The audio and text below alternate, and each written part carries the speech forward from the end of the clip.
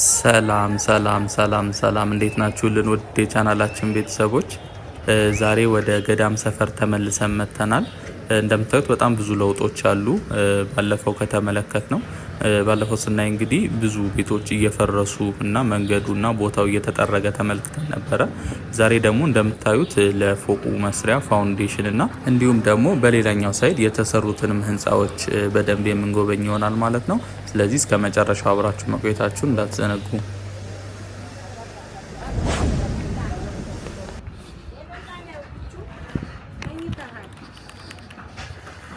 እሺ ጉብኝታችንን ጀምረናል።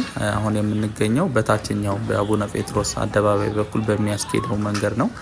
ከሱ ጀምረን ወደ ላይ ወደ ገዳም ሰፈር የሚያስወጣውን መንገድ ይዘን ነው እየሄድን የምንገኘው። ይሄ መንገድ እንደምታዩት በጣም ጭቃ ሆኗል። ያው ዝናብ ከመሆኑም ጋር ተያይዞ እንዲሁም ደግሞ ቤቶቹ ከፈረሱ በኋላ ብዙ የጭነት መኪኖችም በዚህ መንገድ ስለሚያልፉ ትንሽ ለእግረኛ አስቸጋሪ የሆነ መንገድ ነው። እንደምትመለከቱት አሁን የፈረሱት ቤቶች የነበሩበት አካባቢ እየደረስን ነው የምንገኘው። እዚህ አካባቢ ላይ ብዙ ለውጦች አሉ።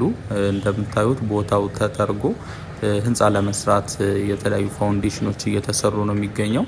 ወደዛ ውስጥ ገባ ብለን በደንብ እንመለከተዋለን። አዳዲስ የሆናችሁ ቤተሰቦች ሰብስክራይብ በማድረግ ቤተሰባችንን በመቀላቀል ጀምሩ። እንዲሁም ይሄ ቪዲዮ ለሌሎች ተደራሽ እንዲሆን ለቻናላችንም እድገት እንዲረዳን ላይክ እና ሼር በማድረግ እንድታበረታቱን ስንል በአክብሮት እንጠይቃቸዋለን።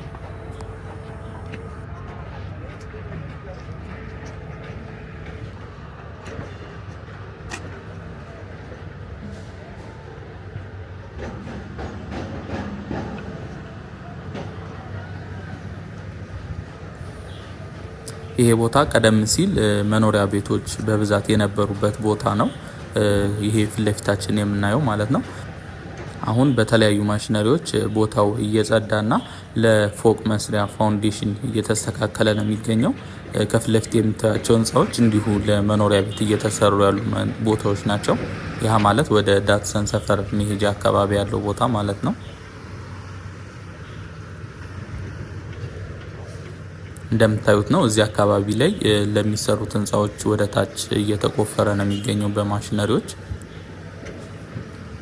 እዚህ ጋር ነው እንግዲህ ብዙ ቤቶች የነበሩትና የፈረሱት ወይ ያለበት ቦታ ማለት ነው።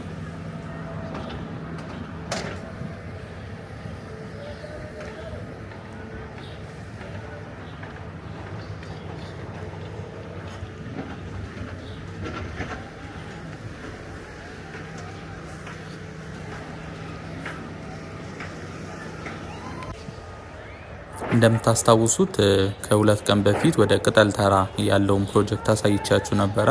ልክ እንደዚሁ የመልሶ ማልማት እየተሰራበት ነው። ይህ አካባቢ በ4 ወር ውስጥ በጣም የሚያስገርም ፍጥነት በጣም ብዙ ቤቶች ተሰርተዋል። እዛ አካባቢ ላይ እንግዲህ ወደ 9 ብሎኮች ሲሆኑ የተሰሩት እስከ 8 እና እስከ 9 ፍሎር የሚደርሱ ሰፋ ሰፋ ያሉ ዘመናዊ መኖሪያ ቤቶች ነው እየተሰሩ የሚገኙት። ይህ አካባቢም ልክ እንደዚሁ በጣም የተጎሳቆለና በድህነት የሚኖሩ ሰዎች የሚበዙበት አካባቢ ነበረ።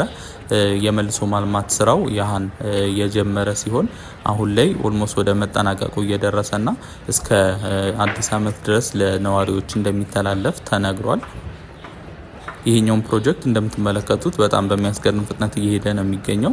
ከሳምንት በፊት ገና ፈረሳው የነበረበት ሁኔታና እንዲሁም ደግሞ የተወሰኑ ቦታዎች እየተጠረጉ የነበረበት ቦታ ነበረ። አሁን በሳምንት ልዩነት ውስጥ ብቻ በጣም በሚያስገርም ፍጥነት የፋውንዴሽን ስራ ጀምረው እንደምታዩት እንግዲህ ብዙ ስራ እየተሰራ ነው የሚገኘው። ከፊት ለፊት የምንመለከታቸው ህንፃዎችም እንዲሁ የዚሁ አካል ናቸው። የመኖሪያ ቤት እየተሰራ ያለበት ሁኔታ ነው ያለው ወደዛ አካባቢ።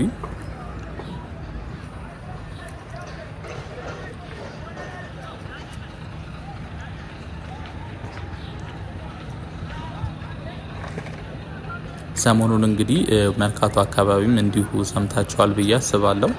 የተለያዩ የንግድ ቤቶች እንዲሁ በመልሶ ማልማት ስራ እየፈረሱ ነው የሚገኙት። እዛ አካባቢም ሰሞኑን ያለውን ሁኔታ ደግሞ ሄጄ የማስቃኛችሁ ይሆናል ማለት ነው። አሁን በሌላኛው መታጠፊያ በኩል መተናል። በዛው በዋናው መንገድ ሆኖ በአቡነ ጴጥሮስ ወደ ታች ታጥፎ የሚገኘው ባለፈው በጎበኘን ጊዜ ጉብኝታችንን ከዚህኛው መንገድ ነበር የጀመርነው። ዛሬ ደግሞ በተቃራኒ መንገድ ጀምረን የተወሰነ ተመልክተን መተናል። አሁን ደግሞ በዚህኛው ሳይድ ያለው ገጽታ ምን ይመስላል የሚለውን ደግሞ የምንመለከት ይሆናል። በዚህኛው ሳይድም በጣም ብዙ ለውጦች አሉ። ይሄ መንገድ ማለት ቀጥታ ሄደን የሚታየው ህንፃ ጋር ወደ ግራ ስንታጠፍ ወደ ዳትሰን ሰፈር የሚወስደው መንገድ ማለት ነው። በዛ መንገድ ላይ እንደምታውቁት ቀደም ስንል የተመለከትናቸው እየተሰሩ ያሉ ቤቶች የሚገኙበት ቦታ ነው። ቀደም ብሎ የተጀመረው ፓርት ያኛው ነው። እዛም ላይ ብዙ ለውጦች አሉት። እሱንም የምንመለከት ይሆናል ማለት ነው።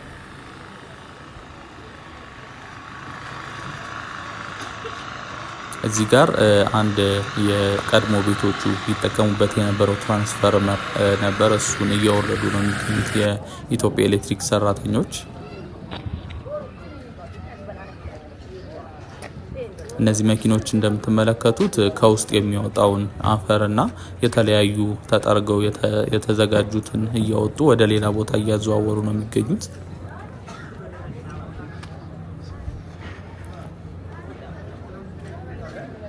በአረንጓዴ ቆርቆሮ የታጠረው በውስጥ በኩል እየተሰራ ነው የሚገኘው። እንግዲህ ቀደም ብሎ ፈርሶ የነበሩት ቤቶች ጋር ማለት ነው።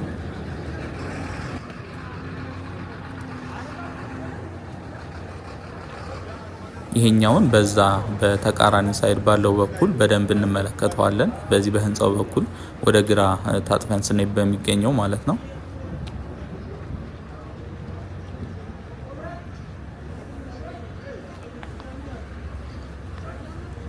ይሄ ፕሮጀክት እስከዚህ እስከ ህንፃው ጫፍ ድረስ ነው የሚደርሰው፣ አረንጓዴ ቆርቆሮ የታጠረበት ድረስ ማለት ነው።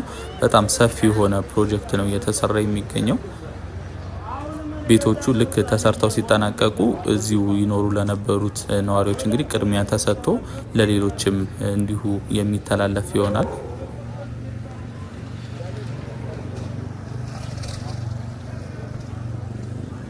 እዚህ ጋር እንግዲህ ቀደም ብዬ እንደነገርኳችሁ ወደ ግራ ወደ ላይ ታጥፈን ዳትሰን ሰፈር ወደሚባለው መንገድ ጀምረናል። በዚህ በኩልም ፕሮጀክቱ እንደምታዩት አረንጓዴው ቆርቆሮ እስካለበት ድረስ ነው የሚጀምረው። ከዚህ ተነስቶ ላይ ድረስ ነው የሚሄደው። በጣም ሰፊ የሆነ ብዙ ቤቶች ነው የሚገነቡት። እዚህ ጋር እንደምትመለከቱት አንደኛው ፋውንዴሽኑ ተሰርቶ የቤዝመንት ስራ እየተሰራ ነው የሚገኘው። ኮንክሪትም እየተሞላ ነው። ይህም የኮንክሪት የሚሞላው ማሽነሪ ነው እንደምትመለከቱት። መንገዱ እንደምታዩት በጣም ጠባብ ነው። አንድ ይሄኛውን ብቻ አቁሞ እንግዲህ ለእግረኛ ራሱ አስቸጋሪ የሆነበት ሁኔታ ነው የሚገኘው።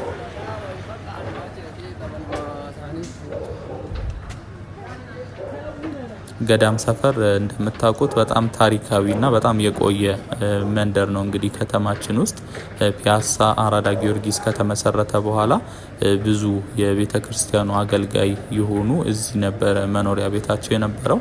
እሱንም ተከትሎ ብዙ ሌሎች ነዋሪዎችም እየመጡ እዚህ እየሰፈሩ እንግዲህ በጣም ብዙ ሰዎች በአንድ አካባቢ ላይ ተወስነው እንግዲህ በጣም በተጠባበቁና በድህነት ይኖሩበት የነበረ አካባቢ ነው ይሄ። አሁን ላይ እንደምትመለከቱት በመልሶ ማልማት ስራ በአካባቢውን የሚመጥን ደረጃቸውን የጠበቁ ህንፃዎችና መኖሪያ ቤቶች እየተገነቡ አሁን ለነዋሪዎች እየተላለፉ ነው የሚገኙት። እነዚህ የምንመለከታቸው ቀደም ብለው የተጀመሩ የመኖሪያ ቤቶች ናቸው። ኦልሞስት እንደምታዩት ዋናው ስትራክቸራቸው አልቆ የብሎኬት የመደርደር ስራ እየተሰራ ነው የሚገኘው። ባለፈው የተመለከትነው የቅጠል ተራ ፕሮጀክቱ ኦልሞስት ሁሉም ነገር ተጠናቆ የውስጥ ፊኒሺንግ ስራና አንዳንድ ነገሮች እየተሰሩ ነው የሚገኙት። እንደምታውቁት እዛኛው ፕሮጀክት ላይ መጀመሪያ 6 ህንፃዎች ነበረ ፕሮጀክቱ የተጀመረው። የፕሮጀክቱን ፕሮግረስ እና እንዲሁም ደግሞ ያለውን የአካባቢ ስፋት ተመልክተው ተጨማሪ ሌሎች 3 ፎቆችንም ጨምረው እንግዲህ እየሰሩ ነበር የሚገኙት።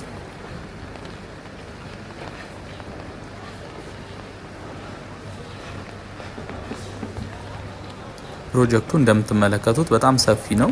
እንግዲህ ከዛኛው ከተቃራኒው መንገድ ጀምረን እየዞር ነው አሁን የገዳም ሰፈር የቤቶች ፕሮጀክት የሚሰራበትን የሚገኘው። በጣም ረጅም ነው። እንደተመለከታችሁት ሰፊ የሆነ ቦታ ነው የያዘው። በጣም ብዙ ቤቶች ነው እንግዲህ እዚህ ላይ የሚሰሩት። በእርግጥ ምን ያህል ቤቶች ተሰርተው ለነዋሪዎች እንደሚተላለፉ በግልጽ አልተነገረም።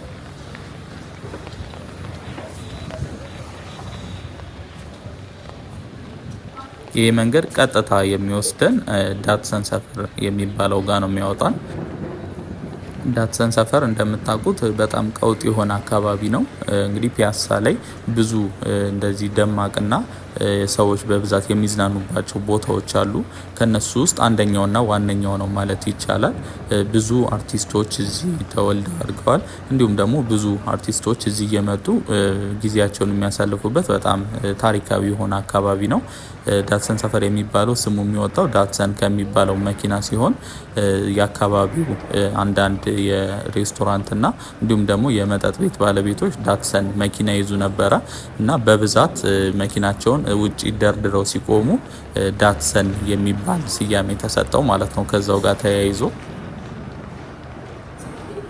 ስለዚህ በዛሬ ጉብኝታችንም የዳትሰን ሰፈርንም የምንጎበኝ ይሆናል ማለት ነው። እስከ ታች ድረስ በደንብ እንቃኛታለን። ዳትሰን ሰፈር ምን ትመስላለች የሚለውም በእርግጥ ከዚህ በፊት ባሳያችሁ ቪዲዮ ላይም ተመልክተነው ነበረ።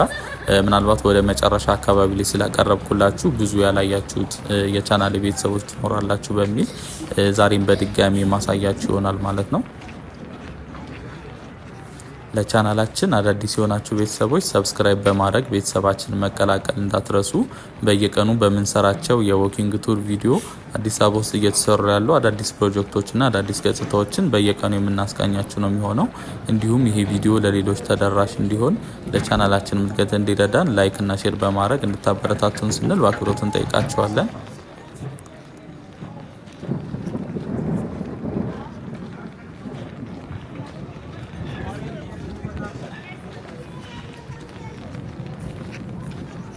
እዚህ በስተቀኛችን የምንመለከታቸው ቤቶች የንግድ ሱቆች ናቸው። እንደምታዩት የእግረኛ መንገድ ላይ ነው የተሰሩት።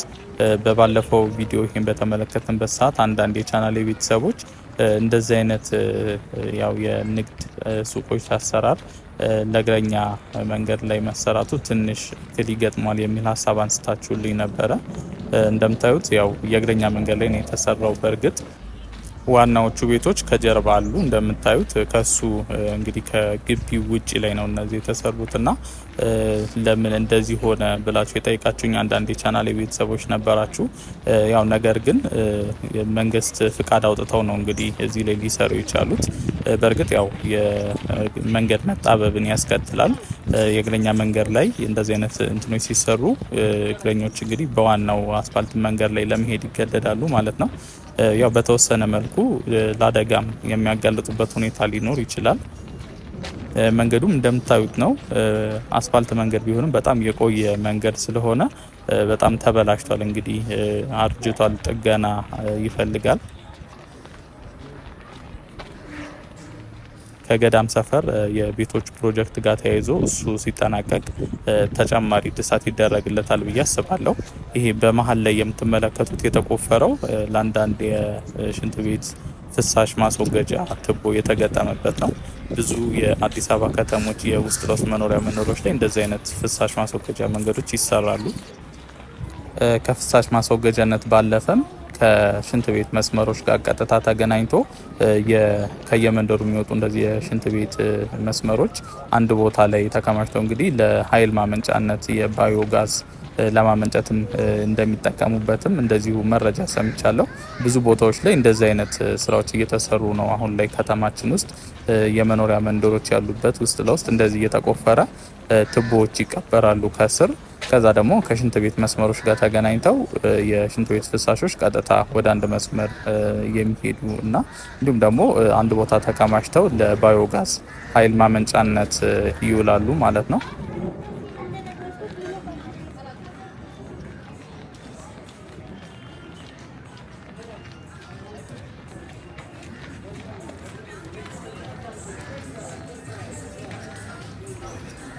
አሁን ወደ ዋናው አስፋልት እየተጠጋን ነው የሚገኘው። ዳትሰን ሰፈር በመባል የሚታወቀው ጋር እንግዲህ ከዚህ እንደወጣን ቀጥታ ወደ ግራ ታጥፈን እስከ ጫፍ ድረስ እንሄድና ተመልሰን ደግሞ ወደ ላይ ወደ አራዳ ጊዮርጊስ አካባቢ ያለውንም የምንመለከት ይሆናል ማለት ነው። ይህ አካባቢ እንግዲህ ጨለም ሲል እንደነገርኳችሁ ለየት ያለ ድባብ ነው ያለው። እንደምታዩት አሁን ያለውት ወደ ምሽት አካባቢ ነው። ዝናብም እየዘነበ ነው የሚገኘው። በተለይ ወደ መጨረሻ ሰዓት አካባቢ ላይ ኃይለኛ ዝናብ እየዘነበ ነበረ። እየቀረስኩ በነበረኩበት ሰዓት ላይ በዝናብ ውስጥም ሆነን ያለውን ድባብ እንመለከታለን ማለት ነው። እስከ መጨረሻው አብራችሁ ማቆየታችሁን እንዳትረሱ። አዳዲስ የሆናችሁ ቤተሰቦችም ሰብስክራይብ በማድረግ ቤተሰባችንን መቀላቀል እንዳትረሱ። እንዲሁም ይሄ ቪዲዮ ለሌሎች ተደራሽ እንዲሆን ለቻናላችንም እድገት እንዲረዳን ላይክ እና ሼር በማድረግ ልታበረታቱን ስንል በአክብሮት እንጠይቃቸዋለን። ከፊት የምንመለከታቸው ቤቶች አብዛኛዎቹ ባርና ሬስቶራንት ናቸው። ጭፈራ ቤትም አላቸው ማለት ነው ውስጥ። በፊት ላይ እንዳለ መደዳውን ይሄ አካባቢ እንዳለ ጭፈራ ቤቶች ነበሩ የሚበዙት። አሁን ጊዜው ከመለወጡ ጋር ተያይዞ አንዳንዶቹ ቤቶች የስራ ዘርፋቸውን እየቀየሩ ወደ ቡቲክነትና የተለያዩ ምግብ ቤትም እየሆኑ ይገኛሉ። ቀደም ሲል ግን ይሄ መደዳው እንዳለ የጭፈራ ቤትና ቡና ቤቶች ነበሩ የነበሩት።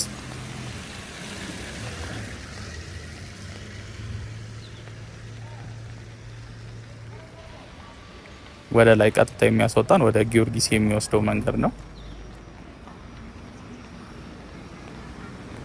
ስለዚህ ይሄን መንገድ ይዘን ቀጥታ እስከ ጫፉ ታፔላው የሚታያችሁ ከሆነ እስከ መስቀለኛ መንገዱ እንሄድና ተመልሰን ደግሞ ወደ ላይ እስከ ጊዮርጊስ መታጠፊያ ድረስ ያለውንም ተመልክተን የዛሬ ጉብኝታችንን የምናጠናቅቀው።